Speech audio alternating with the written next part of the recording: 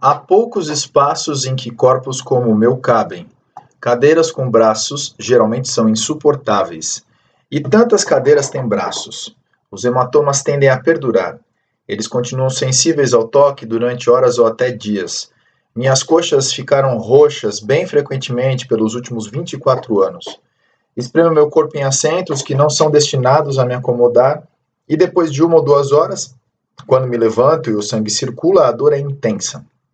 Às vezes me viro na cama e me retraio, lembrando que sim, eu sentei numa cadeira com braços. Outras vezes tenho um rápido vislumbre de mim mesma no espelho, talvez quando estou enrolando uma toalha em meu corpo, e vejo-o arroxeado desde minha cintura até o meio da minha coxa. Vejo como os espaços físicos me punem pelo meu corpo indisciplinado. A dor pode ser insuportável. Às vezes acho que a dor vai me partir.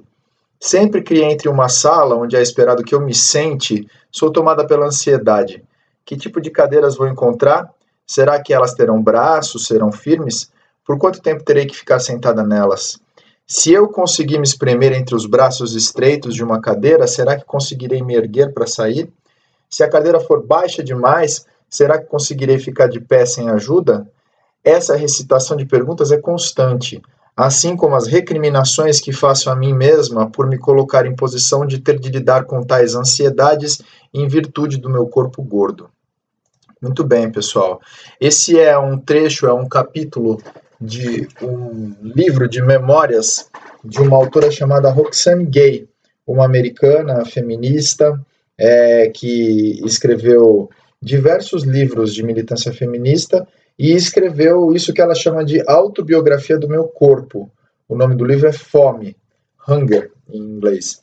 Eu gosto de trazer esse capítulo, que é o capítulo 59, para a gente ter uma noção que às vezes me parece disruptiva sobre o que é você ser obeso, e no caso da Roxane Gay, ela chegou a uma condição de obesidade mórbida, né? Passando dos 160 quilos. Então, o que é você ser obeso na nossa sociedade atual? Com implicações, né, que às vezes a gente nem imagina. Então, esse capítulo é um capítulo de memória das lembranças dela sobre o fato de ter que procurar lugares para se acomodar minimamente, né? E aí ela vai começar falando justamente das cadeiras com braços. Então, quem não vivencia essa condição, muitas vezes não entende como pode ser opressivo você ter que sentar num lugar de móveis pequenos para esses corpos, como ela chama, indisciplinados, né? Para esses corpos maiores, que não são os corpos padrões da sociedade. Eu gosto muito desse capítulo. Eu acho que esse livro da Roxane Gay é interessante para a gente falar um pouco de memória. Ele se liga também com a noção de testemunho que a gente trabalhou na aula de crônica, que foi nossa aula passada, e ele é um exemplo bacana sobre memória de um ponto de vista que olha para um passado imediato, né? É um pouco isso que eu vou tentar trazer nessa pequena videoaula de hoje. Então, mergulhamos no nosso segundo gênero da grande caixona reportagem. A gente já falou sobre crônica jornalística durante 2 aulas. Hoje vamos falar sobre memória. E eu trago como base para essa aula um livro que, para mim, é um dos livros essenciais da nossa bibliografia. Sempre que alguém me pergunta, né, na aula, fala, professor, mas que livro que eu poderia comprar? Se tivesse que comprar um livro só para essa disciplina, qual seria? Muitas vezes eu indico esse livro do William Zinsser, chamado Como Escrever Bem. Ele é um manual de escrita sem jeito de manual. Geralmente os manuais de escrita têm muitas regras sobre como escrever de forma boa e atraente, e a própria escrita desses manuais não é boa e nem atraente, né? Chato. O William Zinsser ele consegue fugir disso, né? Escrevendo um manual que é referência no jornalismo norte-americano, da década de 60, originalmente, e ele só teve uma primeira edição no Brasil em 2017, com a 3 Estrelas, que é a editora de livros da Folha. E no Como Escrever Bem tem um capítulo específico sobre memória, que está indicado aí entre as páginas 161 e 176. Muito bem. O que o William Zinsser vai falar sobre a memória? Primeiro, obviamente, é um gênero de escrita não ficcional, né? A gente está no território da não ficção.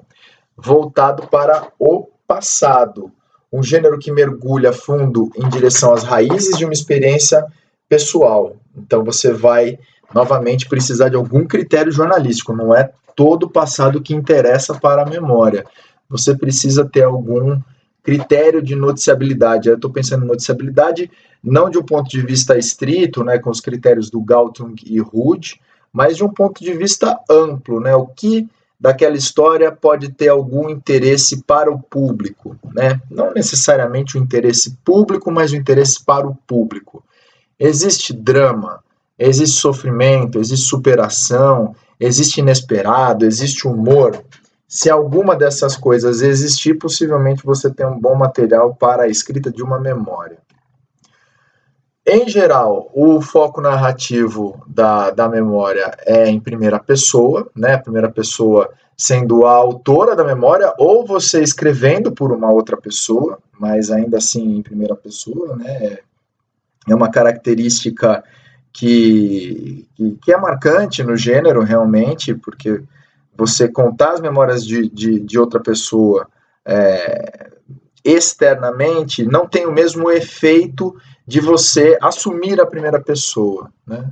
E o William Zinsser vai dizer o seguinte, esse é um gênero que a gente pode classificar como intuitivo, as aspas dele que eu acho interessante, né?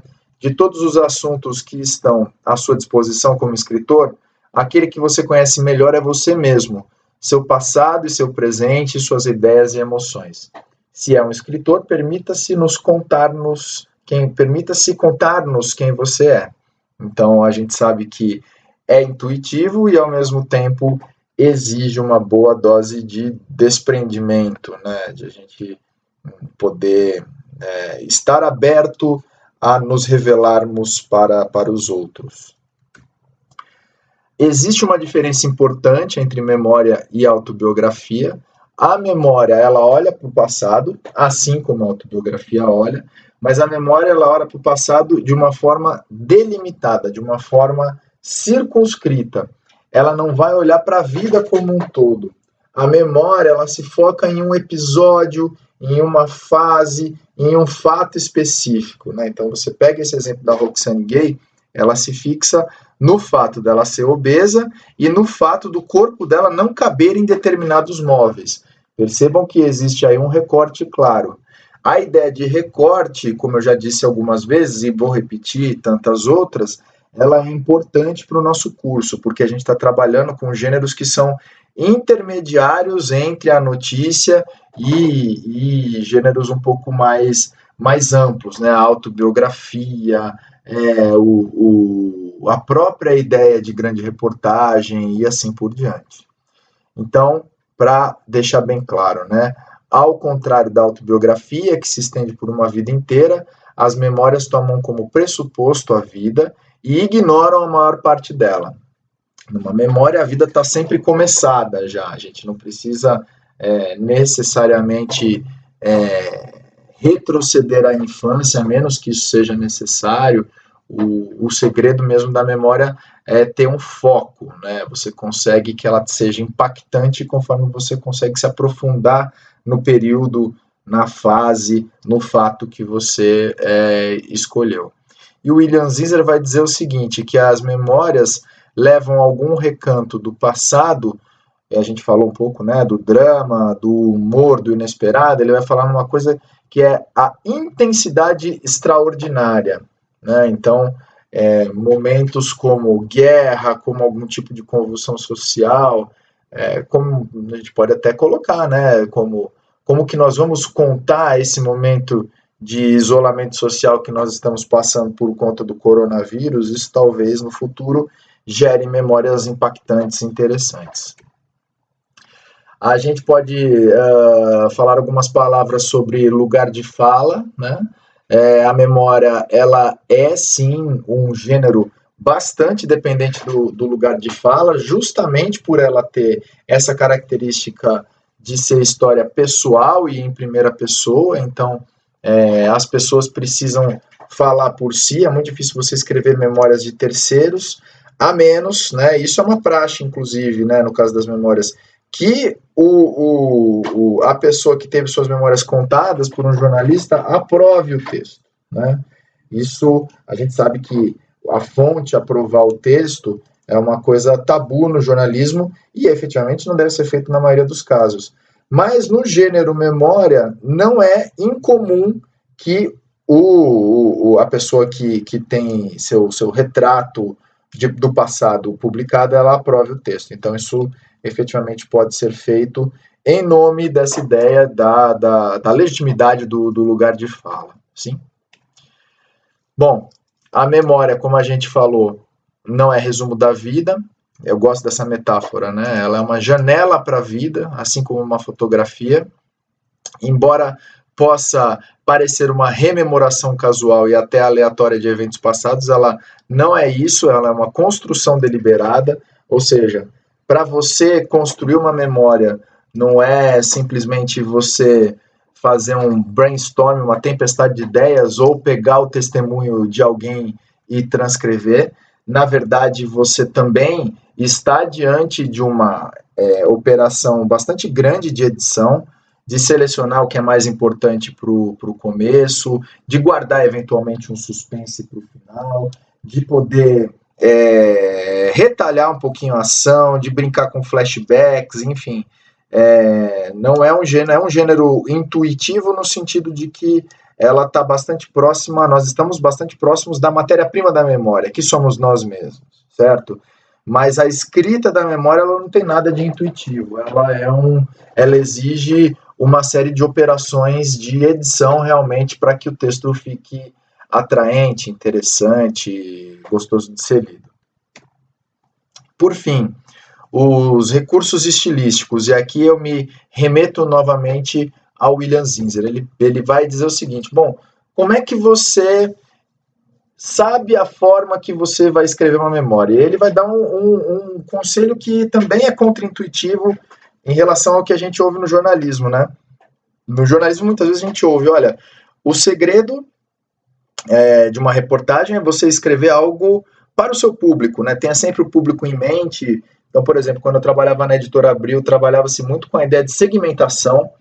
Cada revista tinha um público, a gente imaginava, muitas vezes até com uma persona, né? O público daquela revista e escrevia de forma a que o público se interessasse. E o William Zinsser vai trabalhar com o oposto disso. Ele vai dizer o seguinte: a memória que interessa é a memória que você gostaria de ler, né? Então ele vai dizer, se escrever para você mesmo, aí sim você atingirá as pessoas para as quais pretende escrever. Então, confiar nesse faro, né? Se você acha que algo na sua vida ou de um terceiro tem essa capacidade de fazer com que as experiências particulares se conectem com algo mais universal, vá em frente. Você não precisa pensar num público tão específico na hora de escrever uma memória, né? Esteja convencido de que cada elemento em seu texto de memórias tem uma utilidade, ou seja, é importante que não seja uma rememoração casual de fatos, como a gente já falou. E, por fim, um dos segredos da arte de escrever memórias é o detalhe. Vejam só, né? Essa ideia dos detalhes específicos aparecendo de forma recorrente nos gêneros que a gente trabalha. Qualquer tipo de detalhe serve, um som, um aroma ou o título de uma canção, desde que desempenhe o papel na estruturação da parcela de sua vida que você escolheu para esmiuçar. A apuração da memória é uma apuração muito particular, né? Porque você apura por meio de uma viagem interior. Seja convidando alguém a fazer essa viagem interior, caso seja uma memória de terceiros e você tenha que fazer entrevista, quanto rememorando, né? E aí existem algumas estratégias que podem ser colocadas em marcha para você avivar essa viagem interior. A ideia de autoapuração, né? Uma técnica, por exemplo, é usar alguns disparadores de memória. Você vai escrever sobre sua infância? Que tal você dar uma passeada pelos álbuns de fotos, por mensagens antigas ou alguma música para fazer essas lembranças fluírem, para reinstalar aquele contexto, né, de alguma forma, aquele contexto que você vivenciou no passado, para que ele seja reinstalado no presente, a partir daí você possa escrever. Outra forma de reinstalar o contexto é revisitar lugares. Então, se você teve, por exemplo, um jogo de futebol que foi muito marcante para você, uma ideia de escrita é você voltar ao estádio, né? Tentar voltar ao lugar aproximado em que você estava, meditar um pouco em silêncio e ver o que aquilo te traz, né? Porque a reinstalação das memórias ela também tem muito a ver com a condição emocional que a gente estava vivenciando na época, né? E por fim, preste atenção aos detalhes que você lembra. Cores, cheiros, palavras, o que ficou gravado só em você. Eu tinha um professor na faculdade, o professor Edivaldo Pereira Lima, que, enfim, era um dos caras importantes para o gênero livro-reportagem, que ele sempre perguntava, né, numa entrevista assim para a pessoa, o que ficou para você daquele dia? E aí as pessoas traziam, por exemplo, um esportista trazia um troféu que ele guardava com muito carinho, uma senhora mais religiosa podia trazer uma medalhinha da devoção dela, e a partir desse detalhe você conseguia ir desenrolando o novelo daquela memória, aprofundando a época, aprofundando o fato que você gostaria de tratar. Sim? Na próxima aula, a gente vai usar esses disparadores de memória para propor um exercício prático, tá bom? Até a próxima.